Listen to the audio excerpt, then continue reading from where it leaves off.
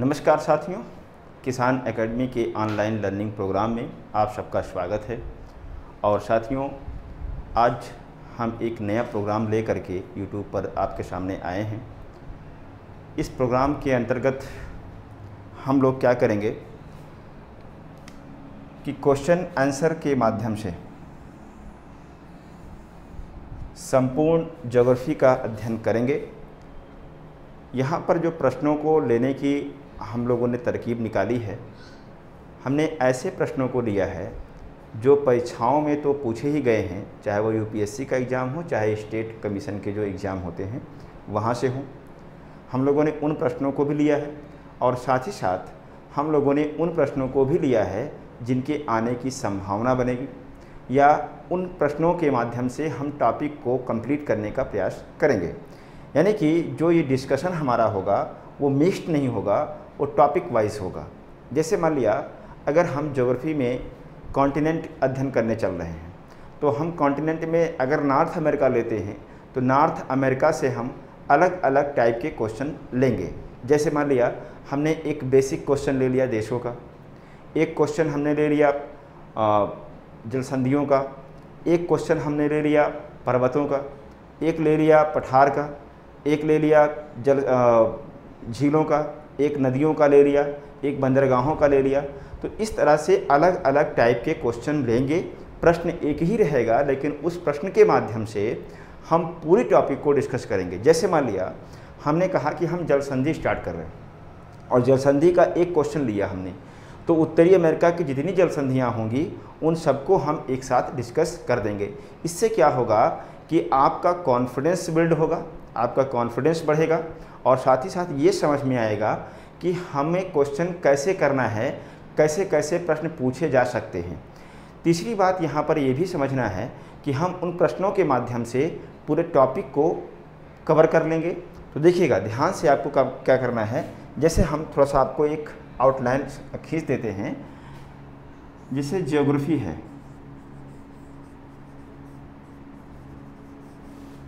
अब ज्योग्राफी में हमें क्या करना है कि जितनी भी टॉपिक हैं, जैसे हम स्टार्ट करेंगे मैपिंग सेक्शन से। मैपिंग सेक्शन से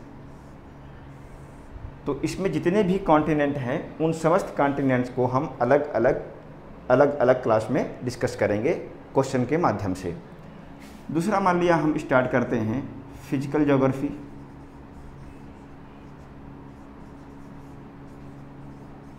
फिजिकल ज्योग्राफी में तो फिजिकल ज्योग्राफी में कई टॉपिक हैं। जैसे हम जियोमॉर्फोलॉजी लेते हैं,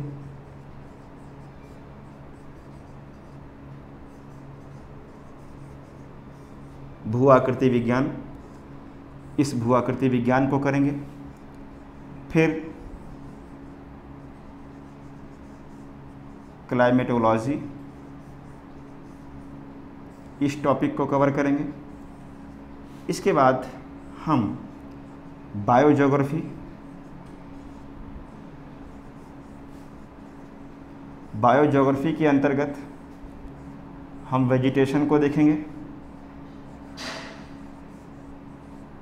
सॉइल को देखेंगे। ठीक है। इसके अलावा आप देखेंगे इसमें और क्या बचा है, ओशिनोग्राफी,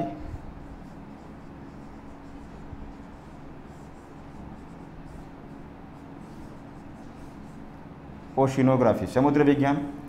इसकी जितनी भी टॉपिक हैं, चाहे वो समुद्र का टेम्परेचर हो, जलधारा हो, लवणता हो, ज्वार भाटा हो, प्रवाल भित्ति हो, समस्त टॉपिक को हम लोग लेंगे। इसके बाद इंडियन ज्योग्राफी, भारत का भूगोल, और भारत के भूगोल के बाद जो हमारा इकोलॉजी है, इस टॉपिक को लेंगे। और इस तरह से आप देखेंगे तो सारी टॉपिक इसमें समाहित है। यानी हम इन समस्त टॉपिक को क्वेश्चन के माध्यम से, भाई किसी में हो सकता है 3-4 क्लासेस हो सकती हैं, किसी में 2 ही क्लास में निपट गया। तो जैसे भी होगा 15 क्वेश्चन 10 क्वेश्चन हम लोग ले करके पीपीटी के माध्यम से पूरी टॉपिक को कवर करेंगे। तो आपको क्या करना है कि एक नोट्स बनाना है, आपको केवल वीडियो नहीं देखना है, आपको एक नोट्स बनाना है। अच्छी सी नोटबुक बना लीजिए और जो क्वेश्चन स्क्रीन पे आएगा उसको चाहे आप स्क्रीनशॉट के माध्यम से जैसे भी चाहे पेन से उसको नोट कर लीजिए और उसमें जो जो हम व्याख्या जैसे जैसे करते चलेंगे उसको वैसे वैसे आप लोग क्या करेंगे, नोट करेंगे। यानी जो मेरा एक्सप्लेनेशन होगा उस एक्सप्लेनेशन को आप लोग नोट करेंगे एक एक पॉइंट को।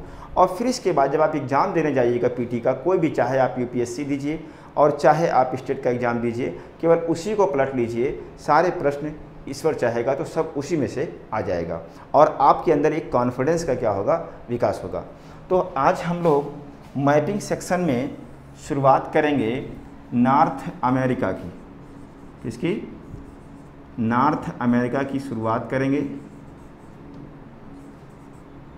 और यहाँ से हमने 15 क्वेश्चन को चूज किया है और उन्हीं 15 क्वेश्चन को देखेंगे, उन्हीं की व्याख्या करेंगे और उसके माध्यम से संपूर्ण टॉपिक को समझने का प्रयास करेंगे। चलिए स्टार्ट करते हैं।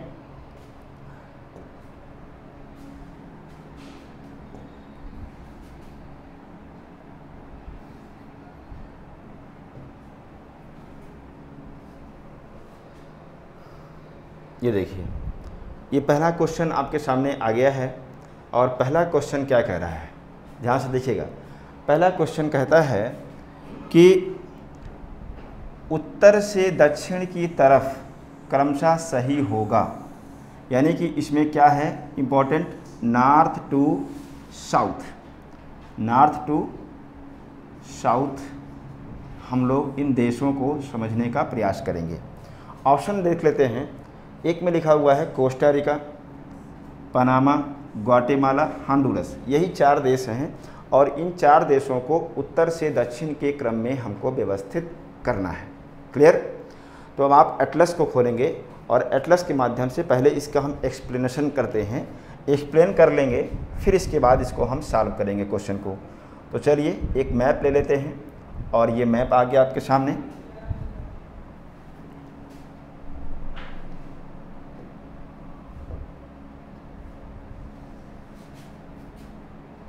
इस मैप में आप देखेंगे पॉलिटिकल मैप है। ये कैसा मैप है? पॉलिटिकल मैप है और इसमें उत्तरी अमेरिका के लगभग देशों को दिया गया है। तो हम एक एक को समझाने का प्रयास करते हैं। देखिएगा ध्यान से, अगर हम यहाँ पर देखें तो ये क्या है, तो ये अलास्का है।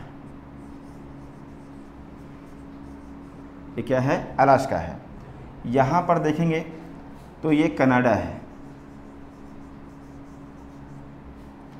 यहाँ पर आ जाइए, ये यूएसए है। यूएसए के बाद यहाँ पर देखेंगे तो ये मैक्सिको है।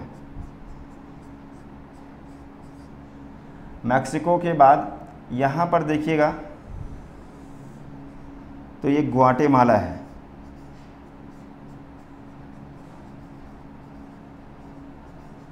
ग्वाटेमाला है। ग्वाटेमाला के बाद इधर देखिए, थोड़ा सा अगर पूरब में देखेंगे तो यहाँ पर एक देश मिलेगा बेलीज।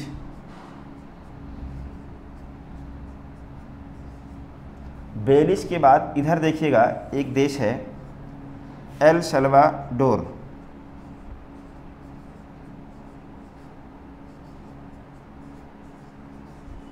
El Salvador. एल सल्वाडोर के बाद यहाँ पर एक देश मिलेगा जिसका नाम है होंडुरस। अपने एटलस में आप देखते रहिएगा। होंडुरस के बाद एक देश मिलेगा आपको, यहाँ पर देखिए, कोस्टा रिका। Costa Rica.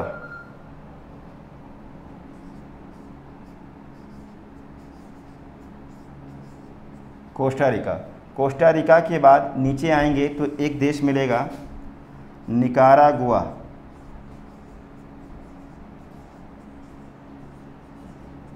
और निकारागुआ के बाद लास्ट में आपको एक देश मिलेगा जिसका नाम है पनामा।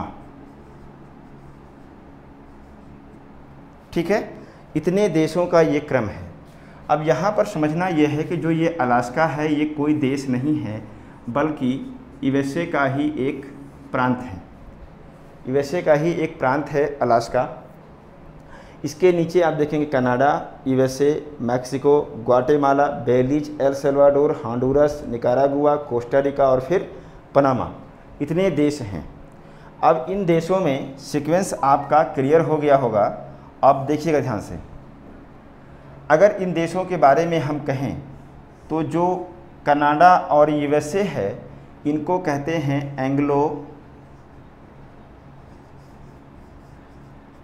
अमेरिका, यानी एंग्लो अमेरिकन कंट्री कौन है, तो आप कहेंगे कनाडा और यूएसए को हम एंग्लो अमेरिकन देश कहते हैं। मैक्सिको से ले करके पनामा तक के जो देश हैं इनको हम कहते हैं मिडिल अमेरिका, मिडिल अमेरिका, ठीक है। अगर हम इसमें से मैक्सिको को भी माइनस कर देते हैं, ग्वाटेमाला से ले करके पनामा तक के जो देश हैं इनको हम कहते हैं सेंट्रल अमेरिका, सेंट्रल अमेरिका कहते हैं, ठीक है। अगर मिडिल अमेरिका में हम साउथ अमेरिका को भी प्लस कर दें, यानी साउथ अमेरिका भी ये प्लस हो जाए, मध्य अमेरिका, तो हम उसको कह देते हैं लैटिन अमेरिका,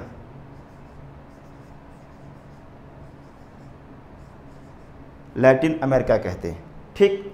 तो यहाँ से सीधा सीधा प्रश्न आपसे पूछा जाएगा कि जो ये कौन कौन से देश हैं जिनको हम एंग्लो अमेरिका कहते हैं, तो ये एंग्लो अमेरिका हो गया। मैक्सिको से ले करके जो पनामा तक के देश हैं इनको हम कहते हैं मिडिल अमेरिका। अगर हम मैक्सिको को भी माइनस कर दें और इतना हिस्सा केवल ले लें तो इसको हम सेंट्रल अमेरिका कहते हैं। एक बात तो ये हो गई। दूसरी बात यहाँ पर आपको देखना है दो देशों के बारे में। एक है बेलीज, यानी एक ये है बेलीज, और यहाँ पर देखेंगे एक है एल सल्वाडोर। इन दो देशों को एटलस में देखिएगा ध्यान से। ये दो देश ऐसे हैं जो एकमात्र महासागर से लगे हैं। बेलीज की अगर बात करें तो ये अटलांटिक महासागर से लगा हुआ है, और अगर एल सल्वाडोर की बात करें तो ये पैसिफिक ओशन से लगा हुआ है, यानी प्रशांत महासागर से लगा हुआ है।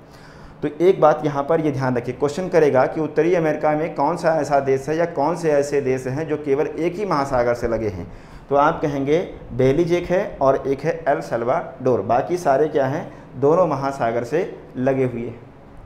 तो क्रम देख लीजिए, Canada, USA, Mexico, Guatemala, Belize, El Salvador, Honduras, Nicaragua, Costa Rica, Panama. तो यहाँ से इतनी बातें आप व्याख्यायित कर लीजिए। ये क्वेश्चन नंबर 1 की व्याख्या आपके सामने हो गई, ठीक है। अब चले जाते हैं हम सीधे कहाँ पर, क्वेश्चन पर। तो क्वेश्चन पर आ जाइए। आइए देखिए, उत्तर से दक्षिण की तरफ क्रमशः सही होगा। तो ये जो देश हैं ये सेंट्रल अमेरिकी देश हैं। कोस्टा रिका, पनामा, तो पनामा हो ही नहीं सकता, पनामा सबसे लास्ट में है, तो ये विकल्प क्या हो गया, अपने आप गलत हो गया। Guatemala, Belize, El Salvador, Honduras, Nicaragua, Costa Rica, तो निकारागुआ लास्ट में चला गया, sorry, Guatemala, Belize, El Salvador, Honduras, Costa Rica, Nicaragua, तो ये भी क्वेश्चन क्या हो गया, जब निकारागुआ इधर हो जाएगा तो फिर ये गलत हो जाएगा। Guatemala, Belize, El Salvador, Honduras, Nicaragua, Costa Rica, Panama, तो ये ऑप्शन क्या है, ये सही हो जाएगा। तो कुल मिलाकर के इसमें हमने क्या देखा कि ये केंद्रीय अमेरिकी देश हैं जो उत्तर से दक्षिण के क्रम में वो सबसे पहले उस पर आएगा ग्वाटेमाला, फिर हॉन्डुरस, फिर निकारागुआ, फिर कोस्टा रिका, और उसके बाद फिर पनामा चला जाएगा, ठीक है। तो इस तरह से एक क्वेश्चन की व्याख्या हो गई। अब क्वेश्चन नंबर हम 2 लेते हैं। क्वेश्चन नंबर 2 में लिखा हुआ है उत्तरी अमेरिका में कर्क रेखा कहाँ से गुजरती है, यानी इसमें इम्पॉर्टेंट क्या है, कर्क रेखा है। तो कर्क रेखा किसे कहते हैं, कर्क रेखा हम कहते हैं अगर ये पृथ्वी है, पृथ्वी के भू के मध्य से गुजरने वाली रेखा को हम भूमध्य रेखा या 0 डिग्री, या इसको हम भूमध्य रेखा कहते हैं, ठीक है। इसी को हम विषुवत रेखा कहते हैं, इसी को हम अंग्रेजी में इक्वेटर कह देते हैं। 23.5 डिग्री जो उत्तरी अक्षांश रेखा होती है, 23.5 डिग्री जो उत्तरी अक्षांश रेखा होती है, इसको हम कहते हैं कर्क रेखा, कैंसर लाइन। 23.5 डिग्री जो दक्षिणी होती है यानी साउथ में, इसको हम कहते हैं मकर रेखा। क्लियर? इसको क्या कहते हैं? मकर रेखा कहते हैं। इसी प्रकार से 66.5 डिग्री जो नॉर्थ होती है, इसको हम आर्कटिक वृत्त कहते हैं, आर्कटिक सर्कल कहते हैं। ठीक, तो इन्हीं रेखाओं को हमको देखना है कि कहाँ कहाँ से गुजरी है, किन किन देशों से। अब आइए पता लगाते हैं। चूँकि पूछा हुआ है कर्क रेखा और कहाँ पर पूछा है? उत्तरी अमेरिका में। तो उत्तरी अमेरिका का हम मैप ले लेते हैं और उत्तरी अमेरिका के मैप में जा कर के देखते हैं कि कहाँ कहाँ पर ये रेखा गुजरी हुई है। तो इसको इरेज कर देते हैं। अब ध्यान से देखिएगा कि ये आपकी रेखा है, यहाँ से गुजरी हुई, इस तरह से ये कर्क रेखा है। तो इसमें क्या दिख रहा है आपको? एक तो है मैक्सिको और यहाँ पर एक आइलैंड है जिसका नाम है बहामास आइलैंड।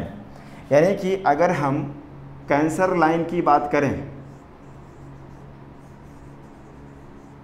कैंसर लाइन या कर्क रेखा, तो ये 2 जगहों से गुजरी है उत्तरी अमेरिका में। एक तो है मैक्सिको और एक हो जाएगा आपका बहामास आइलैंड। बहामास आइलैंड 2 जगहों से हो करके कर्क रेखा उत्तरी अमेरिका में गुजरती है। क्लियर? अब यहाँ क्या कोई और रेखा गुजर रही है? तो बिल्कुल गुजर रही है। आप देख लीजिए, एक रेखा यहाँ से गुजरी है,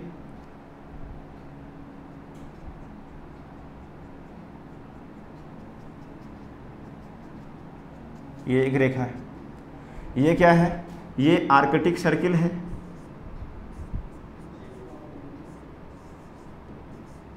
आर्कटिक सर्किल, तो आर्कटिक सर्किल कहाँ कहाँ से गुजरती है? तो सबसे पहले तो आप देखेंगे अलास्का से गुजर रही है। अलास्का के बाद क्या है? कनाडा से भी गुजर रही है। ये देखिए, कनाडा से भी गुजर रही है।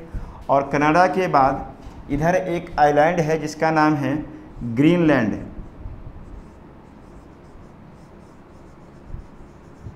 ग्रीनलैंड। तो आर्कटिक सर्किल अलास्का, कनाडा और ग्रीनलैंड से होके गुजरती है। यहाँ पर ध्यान आपको क्या देना है? ध्यान ये देना है कि अलास्का कोई देश नहीं है, तो इसका मतलब कहाँ से हो जाएगा? फिर यूएसए से कह देंगे गुजर रहा है। अगर हम कहें कि कनाडा है, तो कनाडा अपने आप में एक देश है, लेकिन कनाडा में एक झील है। इस झील का नाम है ग्रेट बियर, यानी कनाडा में ग्रेट बियर से गुजरती है,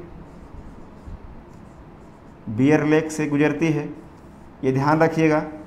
इसके अलावा जो ग्रीनलैंड है, ग्रीनलैंड भी अपने आप में कोई देश नहीं है। ये दुनिया का सबसे बड़ा आइलैंड है, द्वीप है, लेकिन ये वास्तव में किसका है? तो आप कहेंगे ये डेनमार्क का है। ये डेनमार्क का इस पर अधिकार है। और डेनमार्क एक यूरोपियन कंट्री है, यानी कि ग्रीनलैंड जो है ये भौतिक रूप से या फिजिकल रूप से उत्तरी अमेरिका का पार्ट है, लेकिन राजनीतिक दृष्टि से, पॉलिटिकल दृष्टि से ये किसका पार्ट है? तो आप कहेंगे ये यूरोप का पार्ट है, यानी डेनमार्क का है। तो इस तरह से आर्कटिक सर्किल कहाँ कहाँ से गुजरती है आपने इसमें देख लिया। एक लाइन यहाँ पर और देखनी है। वो लाइन क्या है? लाइन ये है कि जो 100 डिग्री वेस्ट है,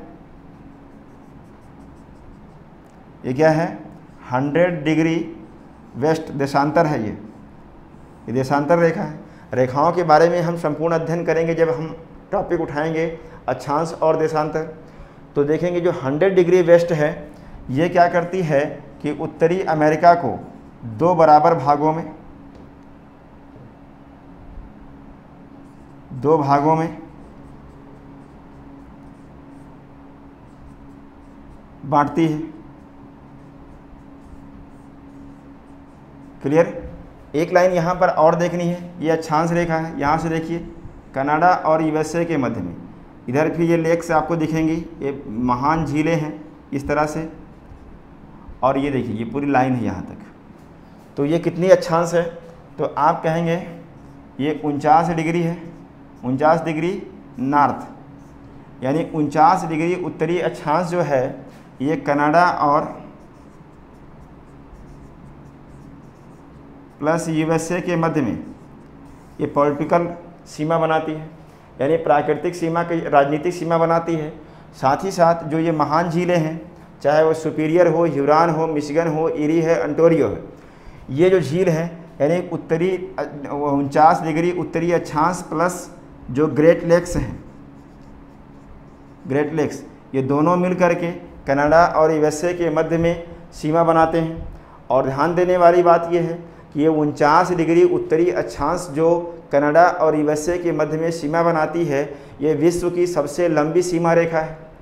विश्व की सबसे लंबी सीमा रेखा होने के साथ साथ विश्व की सबसे शांत सीमा रेखा है। तो ये यहाँ से क्वेश्चन पूछे जा सकते हैं। तो रेखाओं से संबंधित इतने क्वेश्चन आपके आएंगे। तो चलिए अपने क्वेश्चन को हम सॉल्व कर लेते हैं। आइए क्वेश्चन नंबर 2। तो क्वेश्चन नंबर 2 में क्या है कि उत्तरी अमेरिका में कर्क रेखा कहाँ से गुजरती है, तो आप जानते हैं मैक्सिको से भी गुजरती है, बहामा द्वीप से भी गुजरती है, केवल एक नहीं है, एक दो दोनों से।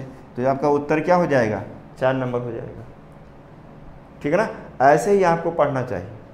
पीटी निकालने का सबसे ये इजी तरीका होता है, ऐसे तरीका अपनाइए, आप देखिए सब परीक्षा आप पास कर लेंगे। तो ये 2 क्वेश्चन हो गए।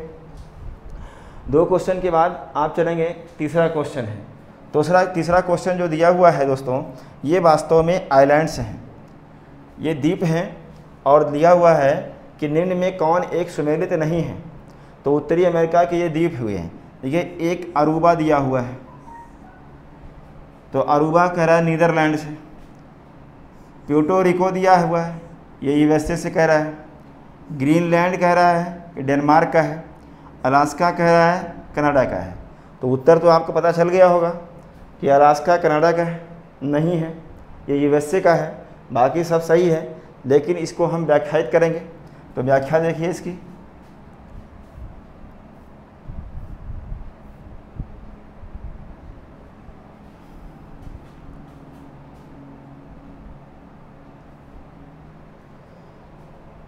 देखिए यहाँ पर कुछ द्वीप हैं जिनको आप समझ लीजिए, बहुत काम आएंगे आपसे। सबसे पहले हम यहाँ पर देखेंगे, एक तो ब्यूफोर्ट सागर है, फिर इसके बाद बैंक आइलैंड और ये विक्टोरिया आइलैंड। ये बैंक आइलैंड, ये विक्टोरिया आइलैंड, यहाँ क्वीन एलिजाबेथ आइलैंड, यहाँ एलिशमरे आइलैंड, और यहाँ पर ये बेफिन आइलैंड।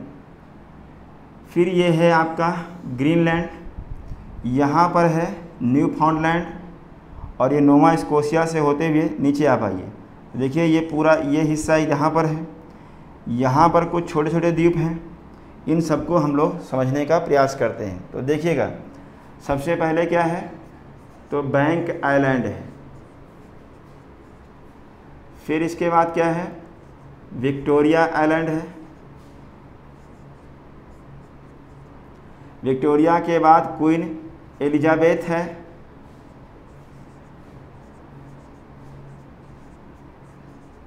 एलिजाबेथ के बाद है एलिशमरे।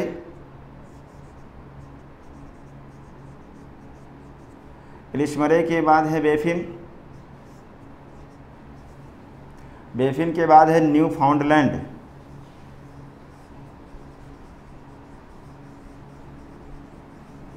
इतने जो द्वीप हैं ये आपके कनाडा के हैं, इनको याद रखिएगा, ये कनाडा के द्वीप हैं। Bank Island, Victoria Island, Queen Elizabeth Island, Ellesmere Island, Baffin Island और न्यू फाउंडलैंड आइलैंड। इतने द्वीप पर अधिकार किसका है, कनाडा का है। अगला ये दिख रहा होगा आपको ग्रीनलैंड।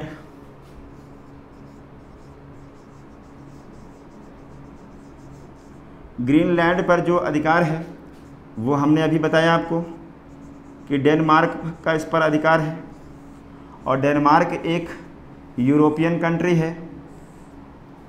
तो हम कह सकते हैं कि ग्रीनलैंड भौतिक रूप से या प्राकृतिक दृष्टि से उत्तरी अमेरिका का पार्ट है, जबकि राजनीतिक दृष्टि से ये यूरोप का पार्ट है, यानी डेनमार्क का इस पर अधिकार है। और ध्यान देने वाली बात यह है कि ये विश्व का सबसे बड़ा द्वीप है। विश्व का सबसे बड़ा आइलैंड कौन है? तो ग्रीनलैंड है। ठीक, इसको आप जानते रहिएगा। अब आप देखिए नीचे उतरिए तो नीचे यहाँ पर आप देखेंगे बहुत सारे द्वीप हैं, इनको कहते हैं कैरिबियाई द्वीप। अब इस कैरिबियाई द्वीप में अगर आप अपने एटलस में ध्यान से देखेंगे तो जैसे मान लिया ये वाला हिस्सा हम कहते हैं, तो इतने हिस्से को हम कहते हैं, यहाँ पर एक पर्वत हुआ करता था महासागर में जिसका नाम है ग्रेटर एंटिलीज। ग्रेटर एंटिलीज, तो ग्रेटर एंटिलीज के पार्ट हैं, इसमें एक हिस्सा हो जाएगा क्यूबा का। एक हिस्सा कौन सा है? तो आप कहेंगे क्यूबा है। आगे बढ़ेंगे तो यहाँ पर दो देश मिलेंगे। एक देश है हैती, एक यहाँ पर देश है डोमिनिकन रिपब्लिक। आगे बढ़ेंगे तो एक द्वीप मिलेगा जिसका नाम है प्यूर्टो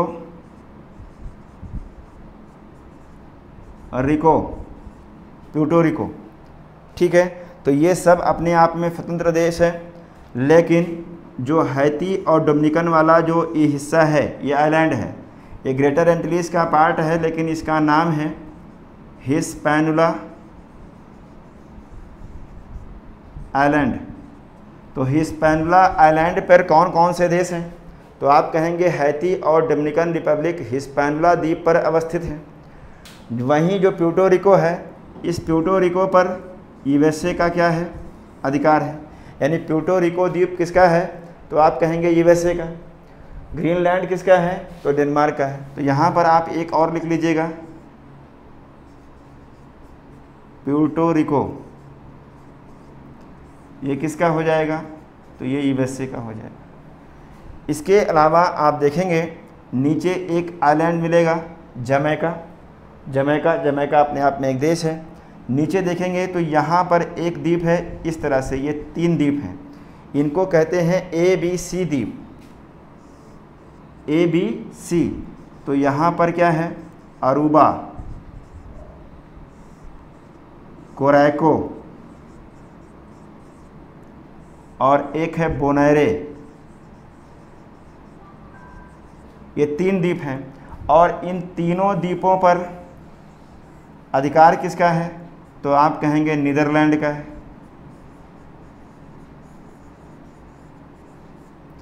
नीदरलैंड के ये द्वीप हैं।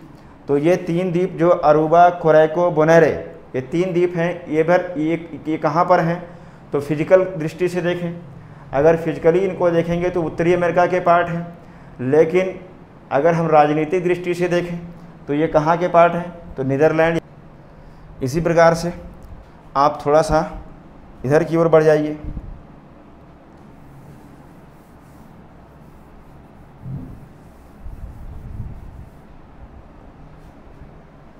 यहाँ पर आइए, एक आइलैंड मिलेगा जिसका नाम है वैंकूवर आइलैंड। तो वैंकूवर आइलैंड भी किसका है? तो आप कहेंगे कनाडा का है। वैंकूवर आइलैंड भी कनाडा का ही है। इसके बाद यहाँ पर देखेंगे तो यहाँ पर बहुत सारे छोटे छोटे द्वीपों का समूह है, इसको कहते हैं अलेक्जेंडर आर्चीपलागो।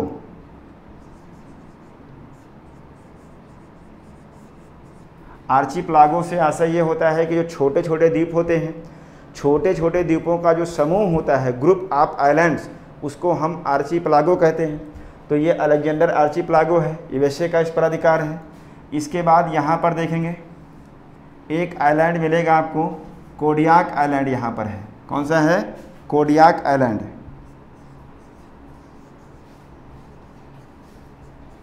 कोडियाक आइलैंड, इसके बाद आपको मिलेगा एक एलुशियन आइलैंड,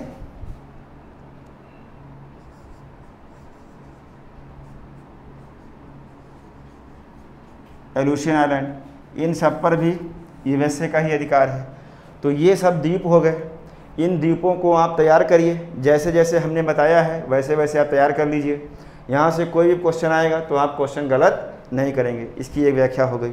तो अब चलिए मिलाने का प्रयास करते हैं, क्वेश्चन पे पहुँच जाते हैं। क्वेश्चन नंबर 3 देखिए ध्यान से, अरूबा, कोरैको, बोनेरो तीनों पर अधिकार किसका है? नीदरलैंड का है।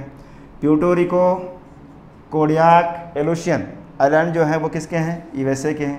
ये दोनों सही हो गया।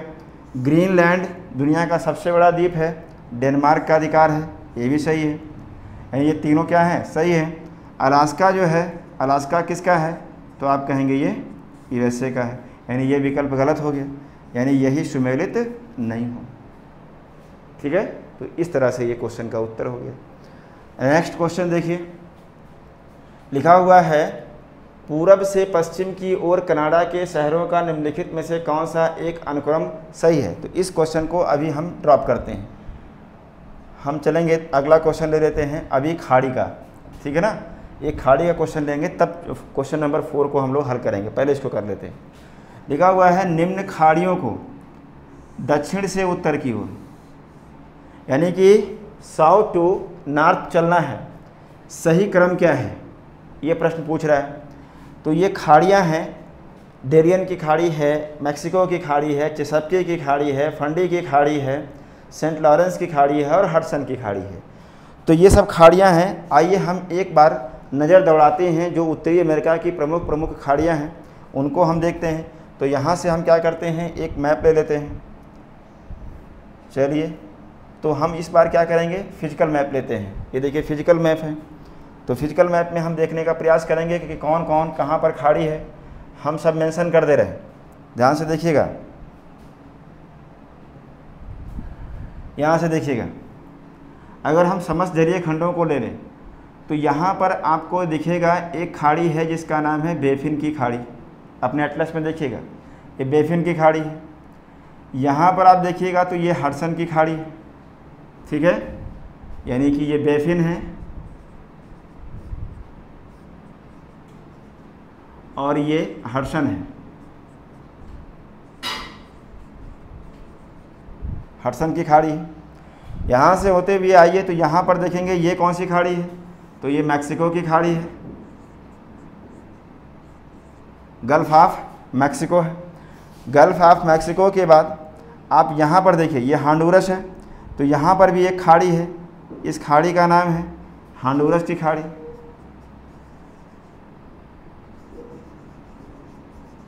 हॉन्डुरस की खाड़ी है। यहाँ पर देखिए, ये देखिए कटा हुआ हिस्सा है, यानी खाड़ी का आशय ये है कि 3 ओर से जल से घिरा हुआ है, लेकिन जैसे देखिए ये हिस्सा क्या है, आपको एक बड़ा सा हिस्सा दिख रहा है। यहाँ पर देखिए, जिसे आप देखते हैं ना कि मुहाना टाइप का होता है जहाँ नदियाँ जाके गिरती हैं, तो यहाँ पर भी एक खाड़ी है, इस खाड़ी का नाम है सेंट लॉरेंस की खाड़ी। सेंट लॉरेंस की खाड़ी है। ठीक, तो बेफिन की खाड़ी, हडसन की खाड़ी, सेंट लॉरेंस की खाड़ी, यहाँ मैक्सिको की खाड़ी, हॉन्डुरस की खाड़ी। यहाँ नीचे आगे बढ़ेंगे, नीचे बढ़ेंगे तो यहाँ पर एक खाड़ी मिलेगी आपको, यहाँ पर इस खाड़ी का नाम है डेरियन की खाड़ी, डेरियन की खाड़ी। और यहाँ पर आप देखेंगे तो यहाँ पर पनामा की खाड़ी है, पनामा की खाड़ी है।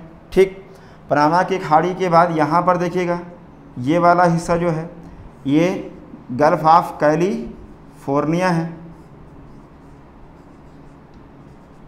गल्फ ऑफ कैलिफोर्निया है। गल्फ ऑफ कैलिफोर्निया से ऊपर चले जाइए तो आप देखेंगे यहाँ पर एक खाड़ी आपको दिख रही होगी, इसका नाम है gulf of Alaska, gulf of Alaska है। लेकिन यहाँ पर एक खाड़ी आपने और मिस किया है, यहाँ पर देखिए ये भी हिस्सा तो एक खाड़ी है, ये खाड़ी नुमा है। ये खाड़ी है आपकी फंडी की, फंडी की खाड़ी है। तो देखिए सारे खाड़ियाँ इस पर दिख रही हैं आपको, बेफिन की खाड़ी, हडसन की खाड़ी, सेंट लॉरेंस की खाड़ी, फंडी की खाड़ी, मैक्सिको की खाड़ी, हॉन्डुरस खाड़ी, डेरियन की खाड़ी, पनामा की खाड़ी, कैलिफोर्निया की खाड़ी और अलास्का की खाड़ी। इतनी खाड़ियाँ हो गई। अब आप सीक्वेंस में बिठा लीजिए। इसमें साउथ टू नॉर्थ है, सबसे साउथ में क्या दिख रहा है आपको? पनामा दिख रहा है, पनामा ऑप्शन में नहीं है।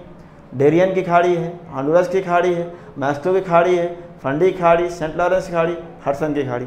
तो सारे सीक्वेंस आपको दिख रहे होंगे। चलो चलते हैं क्वेश्चन पर। क्वेश्चन नंबर 5 पे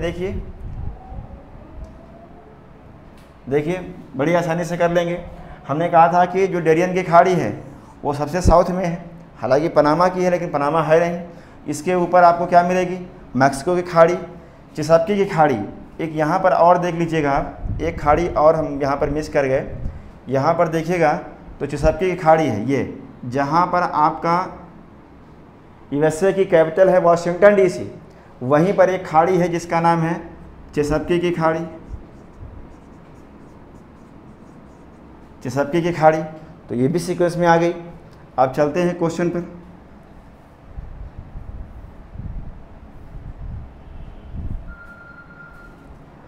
तो देखिएगा ध्यान से, डेरियन की खाड़ी सबसे साउथ में है, फिर मैक्सिको की खाड़ी, फिर चिसापकी की खाड़ी, फिर फंडी की खाड़ी, फिर उसके ऊपर सेंट लॉरेंस है और सबसे ऊपर क्या है? हडसन की खाड़ी है। तो कुल मिलाकर के हमारा उत्तर हमको मिल गया। ये उत्तर हमारा क्या हो जाएगा? 5 नंबर हमारा उत्तर हो जाएगा। ठीक है, अगला क्वेश्चन देखते हैं।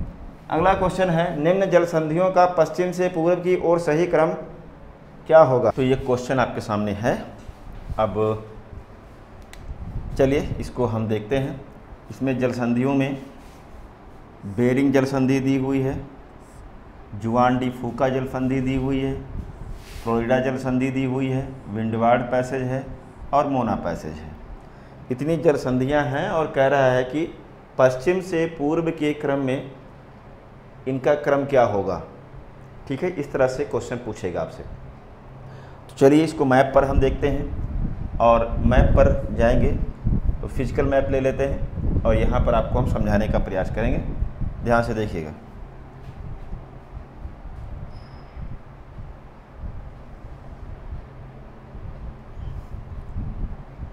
देखिएगा, हम सब जलसंधियों को मार्क कर दे रहे हैं। आपको हम एक एक जलसंधि के बारे में डिफाइन भी कर दे रहे हैं। आप लोग क्या करेंगे? नोट कर लेंगे इसको। तो सबसे पहले हम देखेंगे, यहाँ पर एक जलसंधि है, यहाँ पर एक जलसंधि है। इस जलसंधि का नाम है नेयर्स जलसंधि, नेयर्स स्ट्रेट। ठीक है, थोड़ा सा हम जलसंधि होती क्या है उसको समझाने का प्रयास करेंगे। देखिए दोस्तों, जलसंधि हिंदी शब्द है और इसके लिए इंग्लिश में 3 वर्ड यूज किए जाएंगे। एक होगा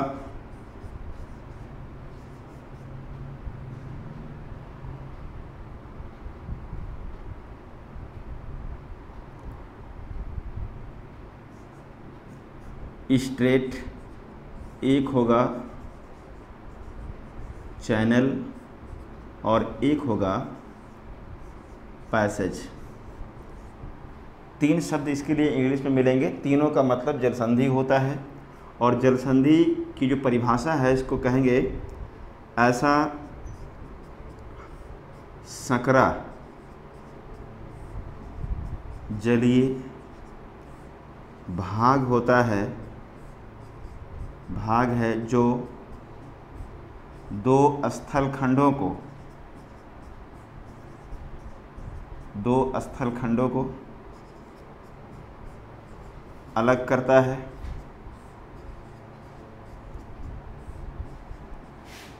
जबकि 2 जलीय भागों को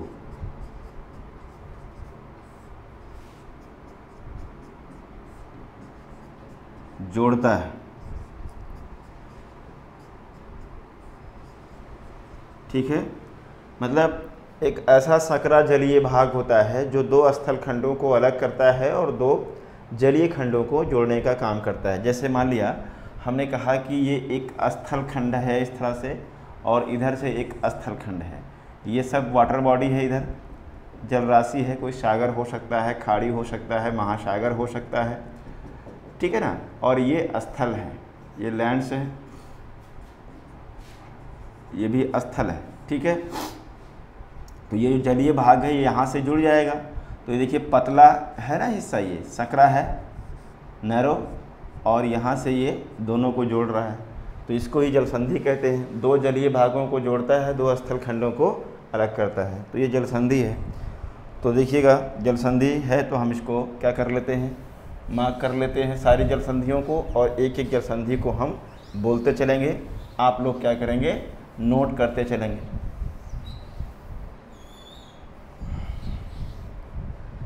तो एक जल संधि यहाँ पर हमने दिखाया आपको, नेयस जल संधि। नेयस जल संधि के बाद आप देखेंगे एक जल संधि यहाँ पर आपको मिलेगी, इस जल संधि का नाम है डेविस जल संधि, डेविस स्ट्रेट। ये दो जल संधियाँ हो गई। यहाँ के बाद फिर देखेंगे यहाँ पर एक जल संधि है जिसका नाम है हडसन जल संधि,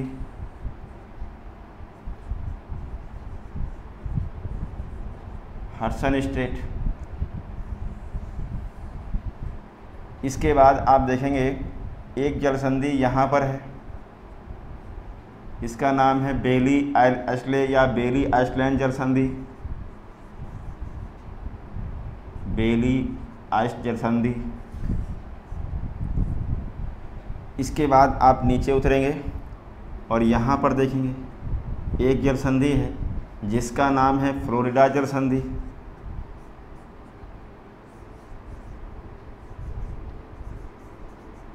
फ्लोरिडा स्ट्रेट। सब नोट करते चलिएगा और अपने एटलस में आप मार्क करते रहिए। इसके बाद क्यूबा और हैती के मध्य में एक जल संधि है, इस जल संधि का नाम है windward passage,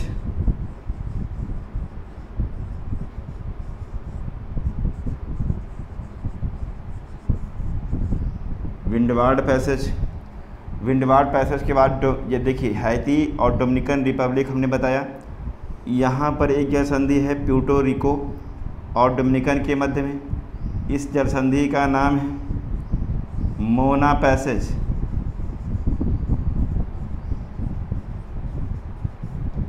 Mona passage. Mona passage के बाद देखिए जो क्यूबा है और नीचे जमैका है, इसके नीचे एक चैनल है, इसका नाम है जमैका चैनल, जमैका चैनल। इसके बाद यहाँ पर देखिए एक जल संधि यहाँ पर है, इसका नाम है युकाटन चैनल, युकाटन चैनल। यहाँ से होते हुए यहाँ चले जाइए। तो हमने कहा था कि ये जल संधि, यहाँ पर एक आइलैंड है, इसका नाम है वैंकूवर द्वीप, और वैंकूवर द्वीप और मुख्य कनाडा के मध्य में एक जल संधि दिख रही है जिसका नाम है जुआन डी फूका, जुआन डी फूका जल संधि। जुआन डी फूका के बाद ऊपर चले जाइए, यहाँ पर देखिए एक जल संधि है जिसका नाम है बेरिंग जल संधि। तो इतनी जल संधियाँ हैं उत्तरी अमेरिका की, सबको आप अपने एटलस में देखिए। एटलस में देखने के बाद आप इनका देखिए कि कौन जल संधि किस जल राशि को जोड़ रही है, किस स्थल खंड को अलग करने का काम कर रही है। तो देखिए सबसे पहले नेयस जल संधि को हम देखते हैं। तो नेयस जल संधि के बारे में जानिए कि ऊपर है आर्कटिक ओशन, ऊपर कौन सा है, आर्कटिक ओशन है, और नीचे है बेफिन की खाड़ी, बेफिन की खाड़ी। अपने एटलस में देखिएगा सब मिलेगा। तो ये जल संधि बेफिन की खाड़ी को आर्कटिक महासागर से जोड़ती है, जबकि ये इस आइलैंड के बारे में बताया था हमने कि ये एलिस मरे आइलैंड है और इधर क्या है, ग्रीनलैंड है, यानी कि एलिस मरे आइलैंड को ग्रीनलैंड से अलग करती है।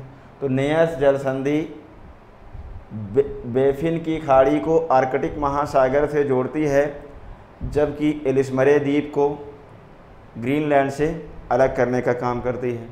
वहीं दूसरी जल संधि देखिएगा, दूसरी जल संधि है डेविस जल संधि।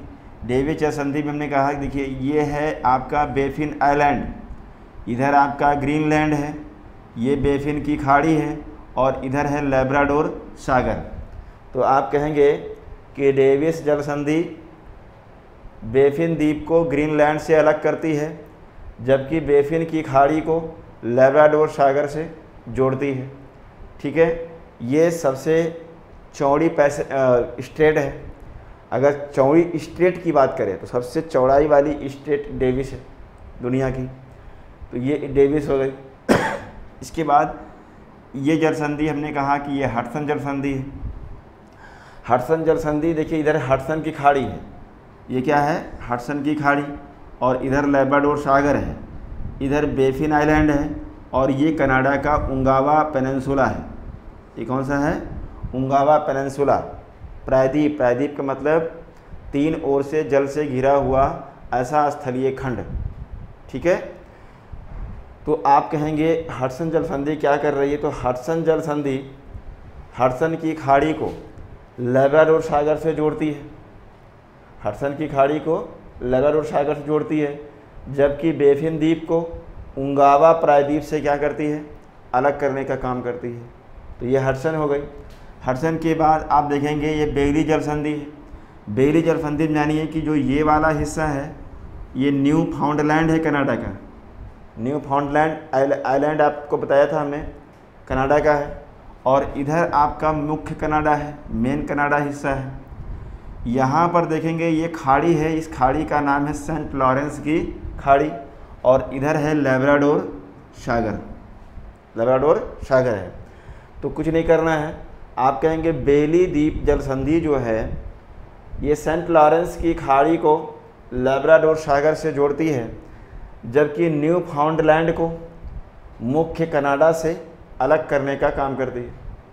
ठीक है, तो यहाँ पर एक चीज़ देखिएगा आप कि 3 जल संधियाँ हैं, डेविस जल संधि, हडसन जल संधि और बेली द्वीप जल संधि।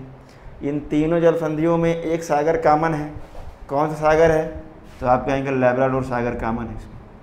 ठीक, नीचे बढ़िए, यहाँ पर देखिए इधर गल्फ ऑफ मैक्सिको है, ये मैक्सिको की क्या है खाड़ी है, और यहाँ पर क्या है सारगैसो सागर है।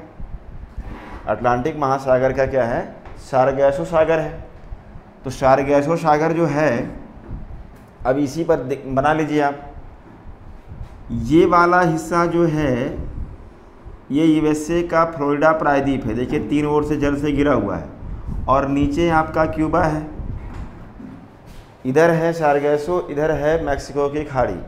तो आप कहेंगे फ्लोरिडा जल संधि मैक्सिको की खाड़ी को सारगैसो सागर से जोड़ती है, जबकि क्यूबा को फ्लोरिडा प्रायद्वीप से अलग करने का काम करती है।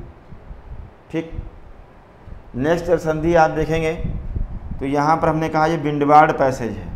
तो एक तरफ तो क्यूबा है और एक तरफ ये हैती है, ऊपर सारगैसो सागर, नीचे कैरिबियन सागर है, कैरिबियन सागर।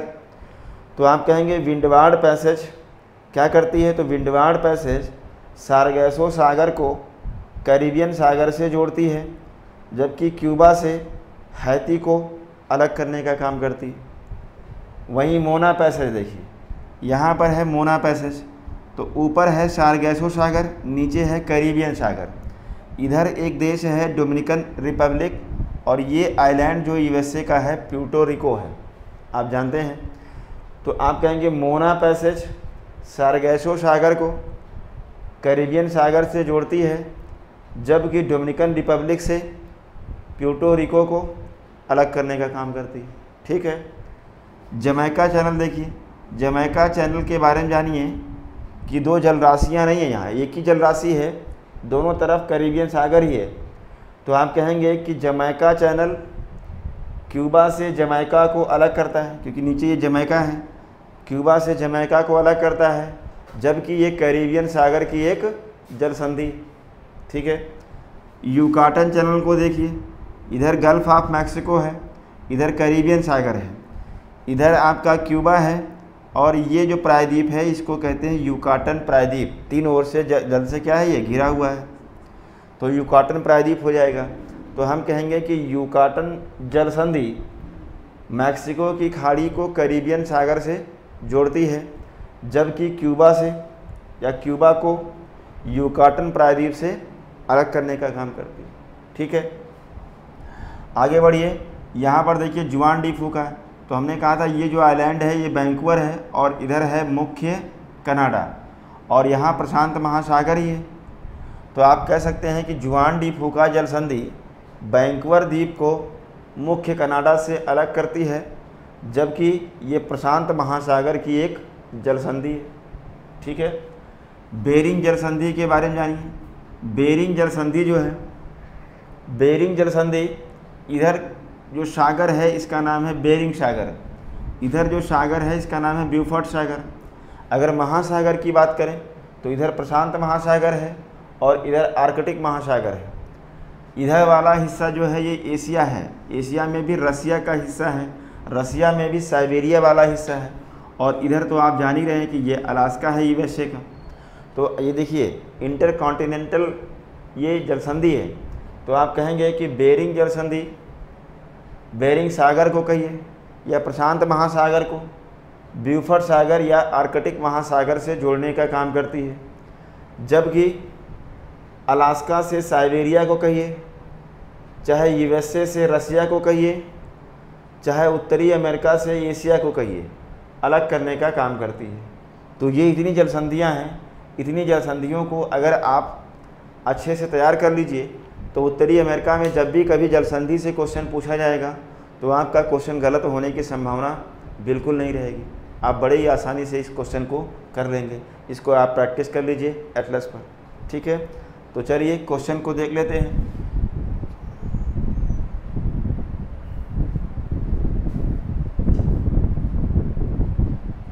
निम्न जल संधियों का पश्चिम से पूरब की ओर सही क्रम क्या है? तो आप जानते हैं कि सबसे पश्चिम में तो आपकी हो जाएगी बेरिंग जल संधि, इसके बाद है जुआन डी फूका जल संधि, आप देख ही रहे हैं, कनाडा और वैंकूवर के मध्य में। फिर फ्लोरिडा जल संधि है, फ्लोरिडा प्रायद्वीप और क्यूबा के मध्य में। फिर विंडवार्ड है, क्यूबा और हैती के मध्य में। फिर मोना है, डोमिनिकन रिपब्लिक और प्यूर्टो रिको के मध्य में। तो ये क्रम जो आपका दिख रहा है यही क्रम सही है, यानी पश्चिम से पूरब की ओर जल संधियों का क्रम अगर देखिए तो बेरिंग, जुआन डी फूका, फ्लोरिडा, विंडवार्ड और मोना पैसेज। अगर हो सकता है कि उत्तर से दक्षिण की ओर पूछ ले तो आप उत्तर से दक्षिण की ओर भी रेडी रहिएगा, पूछा जा सकता है। तो इसका उत्तर क्या हो जाएगा? A option. क्लियर हुआ? नेक्स्ट क्वेश्चन को हम देखते हैं। नेक्स्ट क्वेश्चन है, निम्न में से कौन सा सुमेलित नहीं है?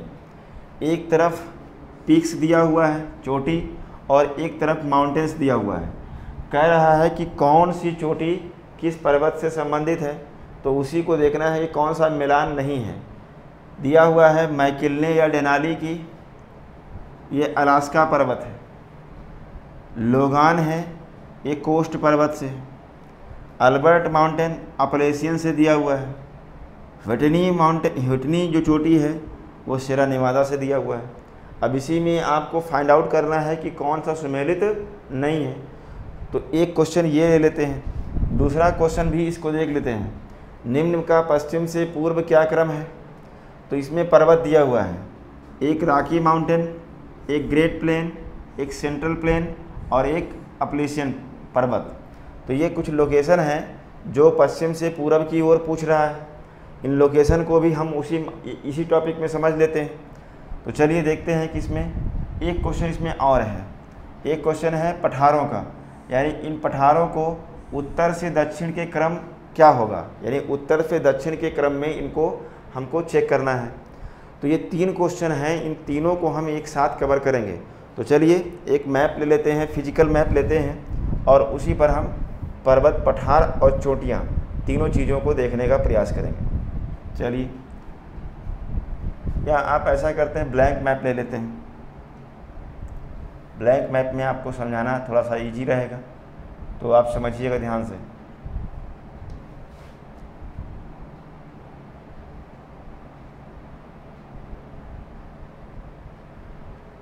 देखिए ये उत्तरी अमेरिका का मैप है। तो सबसे पहले देखते हैं कौन कौन से इसमें पर्वत हैं। तो उन पर्वतों को देखिए, एक माउंटेन यहाँ पर है जिसका नाम है ब्रुक्स पर्वत या ब्रुक्स रेंज। यहाँ पर आप देखेंगे एक रेंज है जिसका नाम है अलास्का रेंज, और यहाँ पर एक रेंज है जिसका नाम है मैकेंजी रेंज। यानी कि ब्रुक्स रेंज, अलास्का रेंज और मैकेंजी रेंज, ये तीन हैं। इसमें अगर आप देखें तो अलास्का रेंज और ब्रुक्स रेंज ये अलास्का से संबंधित है, जबकि Mackenzie range Alaska plus Canada से भी संबंधित है। वहीं पर आप देखेंगे कि एक रेंज आपको मिलेगी जिसका नाम है कोस्ट रेंज। क्या नाम है? Coast range. थोड़ा सा और कर लीजिए इसको, कोस्ट रेंज है। और नीचे आएंगे तो यहाँ पर आपको मिल जाएगा कास्केड रेंज, कास्केड रेंज। और इधर आएंगे तो आपको मिलेगा Sierra Nevada.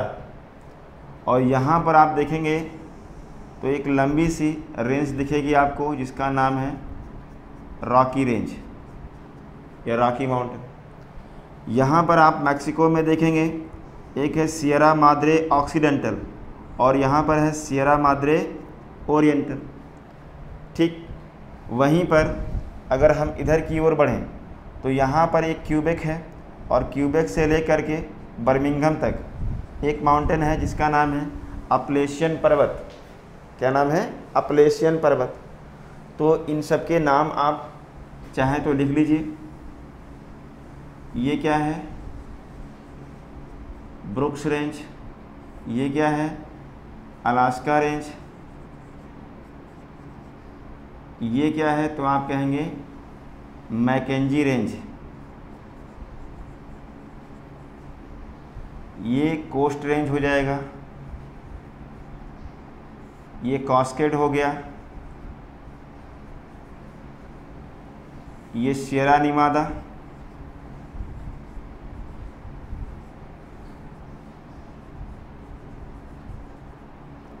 Sierra Madre occidental.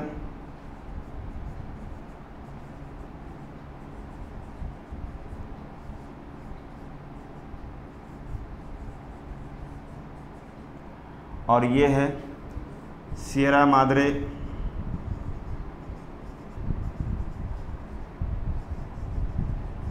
Oriental. ये है रॉकी रेंज।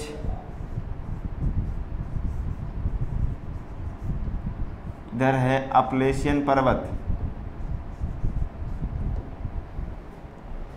ठीक है ना? इतने पर्वत हैं। अब इन पर्वतों के बारे में जान लीजिए। ज़्यादातर आपको पर्वत दिखाई देंगे उत्तरी अमेरिका के पश्चिमी किनारे पर। तो इनको हम क्या कहते हैं? Western Cordillera. Western Cordillera. तो वेस्टर्न कॉर्डिलेरा क्यों कहते हैं? कॉर्डिलेरा का आशय ये होता है कि अलग अलग समय में अलग अलग विधियों के द्वारा निर्मित पर्वतों के समूह को हम कॉर्डिलेरा कहते हैं। यानी कि ये जो पर्वत बने हैं अलग अलग समय में बने हुए हैं और अलग अलग विधि से बने हैं, इसीलिए हम इनको क्या कहते हैं? वेस्टर्न कॉर्डिलेरा कहते हैं। अब इसमें देखिए, एक आपको जानना है रॉकी माउंटेन के बारे में। तो रॉकी माउंटेन में आप इतना जानिएगा कि ये तो उत्तरी अमेरिका की सबसे लंबी श्रृंखला है। उत्तरी अमेरिका की सबसे लंबी पर्वत श्रृंखला है जिसका विस्तार कनाडा में भी है और यूएसए में भी है। 2 देशों में इसका विस्तार है। वहीं कोस्ट रेंज कनाडा में है, कास्केड रेंज का थोड़ा हिस्सा कनाडा में और फिर यूएसए में है। सियरा नेवादा पूरी तरह से यूएसए में है। Sierra Madre occidental, Sierra Madre oriental Mexico में है। वहीं अपलेशियन पर्वत कनाडा और यूएसए में भी है। तो सबसे लंबी पर्वत श्रृंखला कौन सी है? रॉकी रेंज है। और ध्यान रखिएगा कि ये नवीन वलित, या आप कह सकते हैं अल्पाइन पर्वत है। अब यहाँ पर एक शब्द आ गया अल्पाइन। अल्पाइन का आशय क्या होता है? देखिए, पर्वतों के बनने के समय के आधार पर इनको 4 भागों में बांटा गया है। पर्वतों के बनने के क्रम में, यानी समय के हिसाब से। तो जो सबसे पहले बनेगा उसको हम कहते हैं प्री कैम्ब्रियन काल। प्री कैम्ब्रियन में जो पर्वत बनेगा उसको हम कहेंगे आर्कियन या चरनियत पर्वत। इसके बाद आएगा पेलियोजोइक। पेलियोजोइक में जो बनेगा उसको कैलिडोनियन पर्वत कहते हैं। फिर आएगा मेसोजोइक। मेसोजोइक में जो पर्वत बनेगा उसको हम कहते हैं हर्सिनियन पर्वत। और इसके बाद जो सेनोजोइक सबसे लास्ट का काल है उसमें जो पर्वत बनेगा उसको हम कहते हैं अल्पाइन पर्वत। तो सबसे बाद में जो बने हैं उनमें से एक पर्वत है आपका रॉकी माउंटेन। तो हम कह सकते हैं सबसे नया और वलित या अल्पाइन पर्वत का ये उदाहरण है। उत्तरी अमेरिका की दृष्टि से एक महान जल विभाजक है, क्योंकि बीच में यहाँ पर है तो कुछ जल इधर बह जाता है, कुछ नदियाँ इधर की ओर आती हैं। तो उत्तरी अमेरिका का एक महान जल विभाजक भी है ये। मेरी बात समझ पा रहे हैं? वहीं पर आप देखेंगे कि जैसे ही इधर से बढ़ेंगे आप तो आपको एक मैदान मिलेगा जिसका नाम है ग्रेट प्लेन। फिर आगे बढ़ेंगे तो यहाँ पर एक प्लेन मिलेगा सेंट्रल प्लेन, ठीक है। यानी रॉकी माउंटेन से होते हुए ग्रेट प्लेन और सेंट्रल प्लेन से होते हुए पहुँच जाएंगे आप कहाँ पर? अपलेशियन पर्वत। तो जो क्वेश्चन दिया गया है वो यहाँ से सॉल्व हो जाएगा। तो Great Plain, Central Plain, Appalachian पर्वत। अपलेशियन पर्वत के बारे में जानिए कि अपलेशियन पर्वत का विस्तार कनाडा के एक स्थान है क्यूबेक और यूएसए का एक स्थान है बर्मिंघम। तो कनाडा के क्यूबेक से लेकर के बर्मिंघम तक इसका विस्तार है। और अपलेशियन पर्वत अपने आप में प्राचीन है, या आपकी ये मध्ययुगीन पर्वत है। कहीं कहीं इसको कैलिडोनियन लिखा जाता है तो कहीं कहीं हर्सिनियन लिखा जाता है, लेकिन एक्चुअल में जब ये बन करके तैयार हुआ तो वो हर्सिनियन था, इसीलिए उसको हर्सिनियन काल का पर्वत कहा जाता है। तो ध्यान दीजिएगा कि इस पर्वत का बहुत ज़्यादा अपक्षयण हो चुका है, कटाव हो चुका है, क्योंकि पुराना पर्वत है, इसलिए अब ये वर्तमान में अवशिष्ट के रूप में उपलब्ध है, यानी कि एक रेजिड्यूल है। इसकी तुलना हम भारत के अरावली से कर सकते हैं, ठीक है। और इसी में आप देखेंगे कई सारे पर्वत के ये समूह है पूरा। तो इसी में आप देखेंगे वाइट पर्वत, ग्रीन पर्वत, अलेघनी, ब्लू पर्वत, इसी में सब अवस्थित है, जिसमें से आपको एक याद रखना है ब्लू माउंटेन। ब्लू माउंटेन इसी का एक पार्ट है। ब्लू माउंटेन इसी का एक पार्ट है, ठीक है ना। तो इस तरह से ये पर्वत है, इन पर्वत को जानते रहिएगा। अब इसी में अगर हम चोटी देखें, अगर इसी में हम चोटी देख लें तो देखिएगा जो अलास्का रेंज है इसकी एक चोटी है जिसका नाम है डेनाली। कहीं कहीं मैकेलने लिखा होगा, हालांकि वर्तमान में इसका नाम चेंज हो गया है और इसका नाम पड़ गया डेनाली। एक चोटी यहाँ पर है। इसके अलावा कोस्ट रेंज में एक चोटी मिलेगी आपको जिसका नाम है लोगान, ठीक है, माउंट लोगान। कास्केड रेंज में 3 चोटियाँ आपको मिलेंगी, एक है रेनियर, एक है हुड और एक है शास्ता। ये 3 चोटियाँ आपको कास्केड रेंज में मिलेंगी। सियरा निवादा के बारे में जानिए, इसमें एक चोटी मिलेगी जिसका नाम है विटनी। वहीं रॉकी रेंज में एक चोटी मिलेगी आपको जो यूएसए में है जिसका नाम है अल्बर्ट। क्या नाम है? अल्बर्ट। इसके अलावा जो हमने कहा कि अपलेशियन पर्वत है, अपलेशियन पर्वत में जो ब्लू माउंटेन है या ब्लू रिज है, इसी में एक चोटी है, इस चोटी का नाम है मिचेल। क्या नाम है? मिचेल। तो अब देखिएगा ध्यान से, अगर मैं आपसे कहूँ कि चोटियों को देखा जाए तो यहाँ से इसको ले लीजिए, इस चोटी का नाम है डेनाली या मैकिलने लिखा मिलेगा पुराने एटलस में। ये है लोगान, यहाँ पर आप देखेंगे रेनियर है, ये है हुड, यहाँ पर ये शास्ता है, ये विटनी है,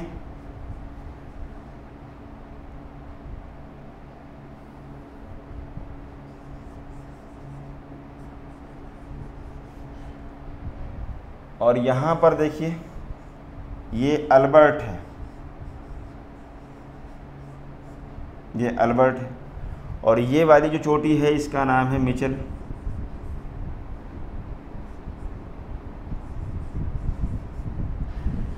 मिचेल। तो इतनी चोटियाँ हैं। अब इन चोटियों को ध्यान से देखिएगा, जो मैं पॉइंट बोल रहा हूँ उनको आपको नोट करना है। जो डेनाली है ये किस पर्वत की है, तो आप कहेंगे कि ये अलास्का से संबंधित है। कहाँ पर है? अलास्का में है। अलास्का किसका पार्ट है? तो यूएसए का पार्ट है। ठीक है। जो डेनाली है ये नॉर्थ अमेरिका की सबसे ऊंची चोटी है, सर्वोच्च चोटी है। ये उत्तरी अमेरिका की ये सर्वोच्च चोटी है। ठीक। डेनाली या मैकिन्ले उत्तरी अमेरिका की सबसे ऊंची चोटी है जो अलास्का रेंज से संबंधित है।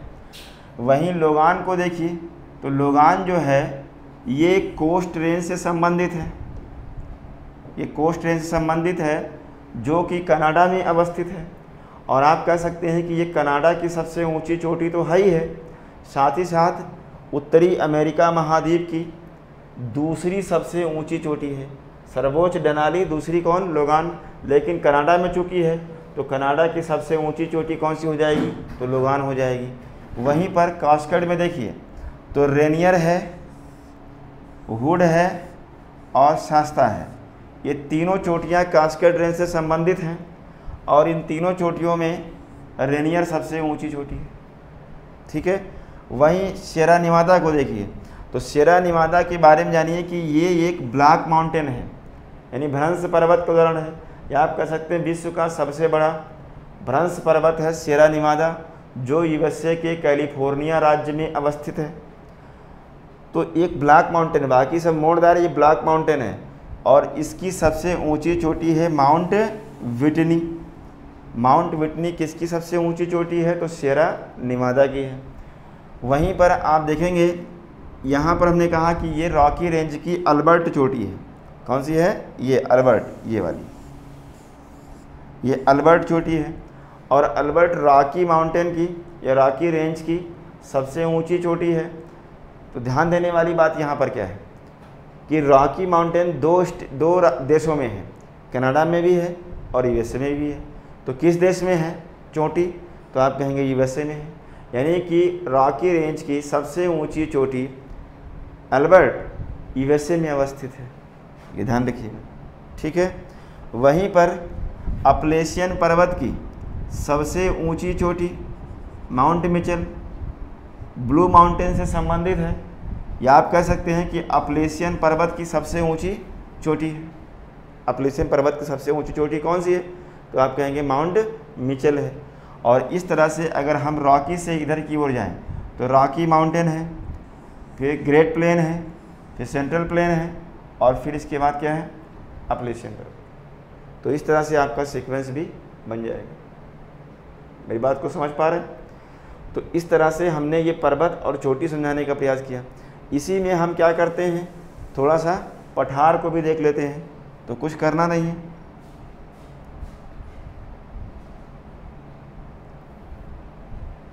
देखिएगा ध्यान से।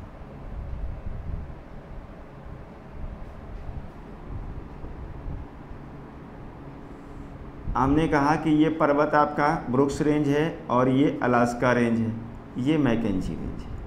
यहाँ पर ये कोस्ट रेंज है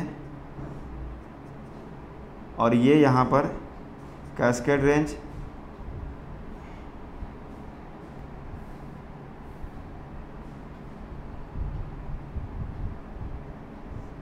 ये कोस्ट रेंज, ये कैस्केड रेंज और यहाँ पर सियरा नेवादा, ये आपका रॉकी माउंटेन है, सियरा माद्रे ऑक्सीडेंटल और सियरा माद्रे ओरिएंटल, और इधर है अपलेशियन पर्वत। ठीक। अब ध्यान से देखिएगा, यहाँ पर एक पठार है प्लेटू। इस पठार का नाम है यूकान पठार। एक पठार आपको यहाँ पर दिखेगा जिसका नाम है कोलंबिया पठार, और कोलंबिया में भी दो हिस्से आप कर लीजिए। एक है कोलंबिया, ब्रिटिश कोलंबिया, और एक है कोलंबिया स्नैक। यहाँ पर एक पठार आप दिखेगा जिसका नाम है ग्रेट बेसिन। एक पठार आपको यहाँ दिखेगा जिसका नाम है कोलोराडो का पठार, और यहाँ पर एक पठार मिलेगा जिसका नाम है मैक्सिको का पठार, मैक्सिको का पठार। तो इतने पठारों को ध्यान से देखिएगा। हमने कहा कि ये वाला कौन सा है, तो आप कहेंगे यूकान है, यूकान प्लेटू। ये कौन सा है, तो आप कहेंगे ब्रिटिश कोलंबिया।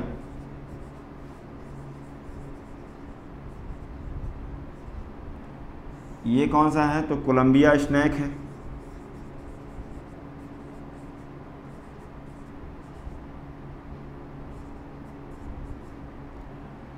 ये कौन सा है, तो ग्रेट बेसिन।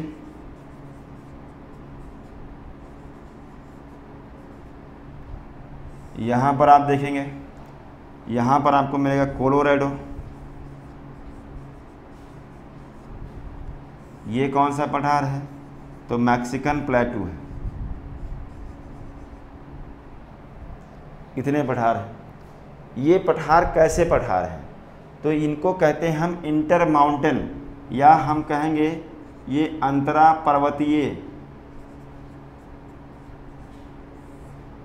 पठार है, यानी इंटर माउंटेन ये प्लेटू हैं सब के सब। अब इंटर माउंटेन प्लेटू क्या होता है, इंटर माउंटेन का आशय ये होता है कि जो पठार पर्वतों से घिरे होते हैं चारों ओर से, उनको हम कहते हैं क्या, अंतरा पर्वतीय। ध्यान से देख लीजिए, जैसे हमने कहा कि ये पर्वत है, बीच में पठार है, इधर पर्वत है, तो ये जो पठार होगा इसको हम कहेंगे अंतरा पर्वतीय पठार। एक तरफ पर्वत है, एक तरफ पठार है, फिर ये मैदान शुरू हो गया, तो एक ही तरफ पर्वत हुआ, तो ऐसे पठार को हम कहते हैं गिरिपदीय पठार। एक पठार ऐसा होता है जिसके किसी तरफ पर्वत नहीं होता है, इसको कहते हैं महादेशीय पठार। तो 3 प्रकार के पठार होते हैं, लेकिन ये सब जितने पठार आप देख रहे हैं ये सब के सब अंतरा पर्वतीय पठार के एग्जाम्पल हैं। ठीक है, अब इसमें क्या इम्पोर्टेंट है उसको देख लीजिए। तो एक तो इम्पोर्टेंट है आपका कोलोराडो पठार, तो आप ये कहेंगे उत्तरी अमेरिका का सबसे बड़ा पठार कौन सा है, तो कोलोराडो का पठार है। ठीक है, वहीं पर मैक्सिको के पठार को देखिए। मैक्सिको के पठार में दोस्तों चांदी का बहुत ज़्यादा भंडार मिलता है। यहाँ पर क्या है, चांदी का भंडार है। मैक्सिको के पठार में चांदी का भंडार है, और यहीं पर एक स्थान आप देखेंगे पॉलिटिकल मैप में तो मिलेगा आपको चिहुआ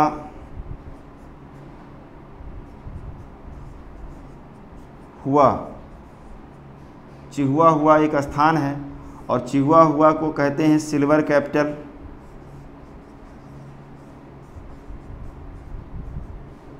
सिल्वर कैपिटल यानी कि चांदी की दृष्टि से, चांदी की मार्केटिंग, तो चांदी उत्पादन का सबसे बड़ा केंद्र या चांदी उत्पादन का एक बहुत बड़ा केंद्र है चिहुआ मैक्सिको का। इसीलिए इसको विश्व की चांदी राजधानी भी कहा जाता है, तो चांदी के लिए प्रसिद्ध है। इसके अलावा आप देखेंगे जो कोलंबिया है या ब्रिटिश कोलंबिया, कोलंबिया स्नैक, ये सब बसाल्ट चट्टान से निर्मित हैं। और यहाँ पर जस्ते की एक बहुत बड़ी खान है जिसका नाम है सुलिवान खान, तो सुलिवान खान को जानते रहिएगा। तो कुल मिलाकर के इनका सीक्वेंस जानते रहिएगा। यहाँ पर आपको एक चीज़ और समझा दें, जो कि ये सेरा निवादा एक ब्लैक माउंटेन है, तो यहाँ पर एक डेथ वैली है, यहाँ एक भ्रंश घाटी है जिसका नाम है डेथ वैली। डेथ वैली, ठीक है। अब डेथ वैली कहाँ पर है, तो आप कहेंगे यूएसए के कैलिफोर्निया स्टेट में डेथ वैली है, जो अपनी उष्णता के लिए प्रसिद्ध है। यानी उष्ण क्या, सबसे गर्म स्थल है ये। इसके अलावा ये गहरा भी है, तो आप कहेंगे कि ये उत्तरी अमेरिका का सबसे नीचा स्थान है। उत्तरी अमेरिका का सबसे नीचा स्थान कौन है, तो आप कहेंगे डेथ वैली। और साथ ही साथ एक भ्रंश का उदाहरण है, यानी कि रिफ्ट वैली का उदाहरण है, तो एक भ्रंश का भी ये उदाहरण है। मेरी बात समझ पा रहे हैं। तो इतनी चीज़ें हो गई। अब इतनी चीज़ों को हम पढ़ लिए हैं और इसी पर बेस्ड हम जो प्रश्न 3 हैं उन प्रश्नों को सॉल्व करने का प्रयास करते हैं। तो चलिए क्वेश्चन पे चलते हैं, इसको आप नोट कर लीजिएगा।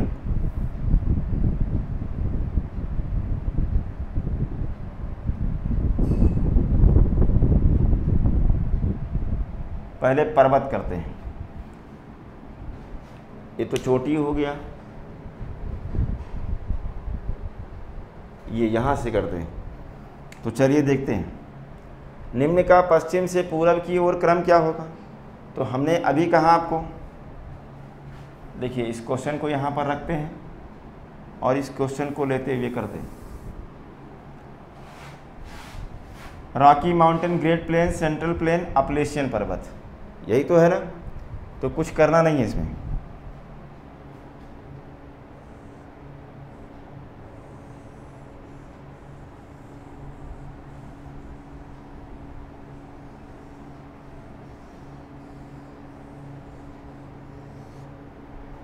ये उत्तरी अमेरिका हो गया। तो हमने कहा था कि यहाँ पर क्या है, ये रॉकी माउंटेन है। फिर आगे बढ़ेंगे तो एक मैदान मिलेगा जिसका नाम है ग्रेट प्लेन। फिर आगे बढ़ेंगे तो एक प्लेन मिलेगा सेंट्रल प्लेन, और यहाँ पर एक माउंटेन है अपलेशियन पर्वत। तो क्रम तो बन गया। किधर से पूछा है, पश्चिम से पूरब की ओर ये क्रम है। तो इसका उत्तर हो जाएगा आपका पहला वाला, ठीक है ना। उत्तर हो जाएगा पहला वाला पर्वत, पहला वाला जो ऑप्शन है। उसके बाद आप देखिएगा यहाँ पर चोटी दी हुई है। अब चोटी दी हुई है तो इन चोटियों को मिला दीजिए, बहुत सिंपल हो जाएगा। आप जानते हैं कि मैकिन्ले जो चोटी है या डेनाली, ये अलास्का की है। बिल्कुल सही है, यही अलास्का की, अलास्का राज्य में अवस्थित अलास्का पर्वत की सबसे ऊंची चोटी है डेनाली। और यही चोटी पूरे उत्तरी अमेरिका महाद्वीप की सबसे ऊंची चोटी है। अगर पूछेगा यूएसए की सबसे ऊंची चोटी कौन है, तो भी यही हो जाएगा। वहीं लोगान को हमने बताया कि ये कोस्ट रेंज यानी कि तटीय पर्वत से संबंधित है, कनाडा में है, और ये कनाडा की सबसे ऊंची चोटी भी है और उत्तरी अमेरिका की दूसरी सबसे ऊंची चोटी है।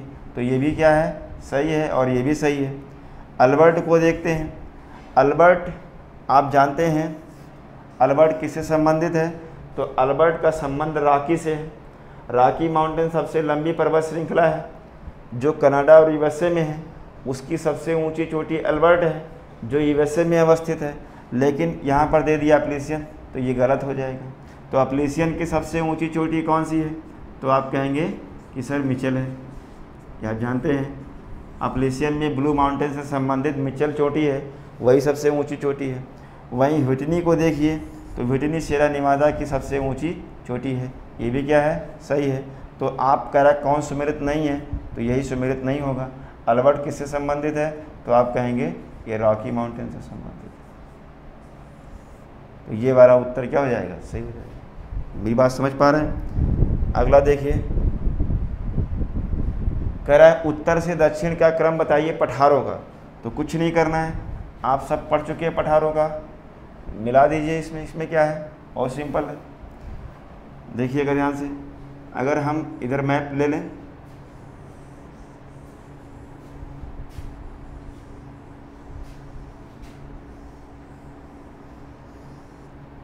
अगर मैप ले लेते हैं तो यहाँ पर देखिए हमने बताया था यूकान पठार है, ब्रिटिश कोलंबिया पठार है, कोलंबिया स्नेक है, ग्रेट बेसिन है, कोलोराडो का पठार है, मैक्सिको का पठार है। यही तो क्रम है। तो कुछ नहीं करना है, उत्तर से दक्षिण के क्रम में इन पठारों को व्यवस्थित करना है। तो सबसे उत्तर में क्या है, यूकान, तो बिल्कुल सही है, यूकान हो जाएगा। फिर कोलंबिया है, तो कोलंबिया कहिए, चाहे ब्रिटिश कोलंबिया कहिए, कोलंबिया स्नेक कहिए, दोनों एक ही, दोनों मिल करके एक पार्ट बनता है। तो फिर उसके बाद कोलंबिया हो जाएगा, सही है। इसके बाद यहाँ पर दिया हुआ है कोलोराडो, तो कोलोराडो हो जाएगा, ये भी सही हो गया। और इसके बाद क्या है, मैक्सिको का पठार, तो ये भी सही है। तो मेरे ख्याल से पहला ऑप्शन क्या हो गया, डेफिनेट सही है। तो इस तरह से इसमें से पठारों को चेंज भी कर सकता है, आप सीक्वेंस जानते रहिएगा। तो निम्न का पठारों को उत्तर से दक्षिण के क्रम में व्यवस्थित करिए। तो इतने क्वेश्चन हो गए, 9 क्वेश्चन की व्याख्या हमने किया है। अब इन क्वेश्चनों को आप तैयार करिए। इसके आगे उत्तरी अमेरिका का जो बचा हुआ हिस्सा है, यानी कि हम इसके आगे झील से शुरुआत करेंगे, नदियों को देखेंगे, कुछ इंपॉर्टेंट शहरों को देखेंगे, तो वो हम देखेंगे अगली क्लास में। और हमें आप अपना फीडबैक दीजिए कि कैसा लग रहा है, ये प्रोग्राम कैसा है। अभी देखिए शुरुआत की है हम लोग, धीरे धीरे जैसा जैसा आपका फीडबैक आएगा, आप सकारात्मक सुझाव हमें दे सकते हैं, हम उस हिसाब से उसमें इम्प्रूव करने की कोशिश करते रहेंगे। ठीक है, इसी तरीके से पूरी टीम आपके साथ ऐसे ही वीडियो लेकर के आपकी आती रहेगी। मेरा मानना है कि इस तरह से आपके अंदर एक कॉन्फिडेंस का बिल्डअप होगा और क्वेश्चन भी याद हो जाएंगे। कब हो सकता है कि सीधा सीधा प्रश्न आपसे परीक्षा में पूछ लिया जाए यहीं से, तो आपका समय बचेगा, तुरंत उसको आप टिक कर लेंगे और साथ ही साथ क्या हो रहा है, आपकी पूरी टॉपिक एक बार रिवाइज होती जा रही है। ठीक है, तो मिलते हैं फिर अगली क्लास में, तब तक के लिए धन्यवाद।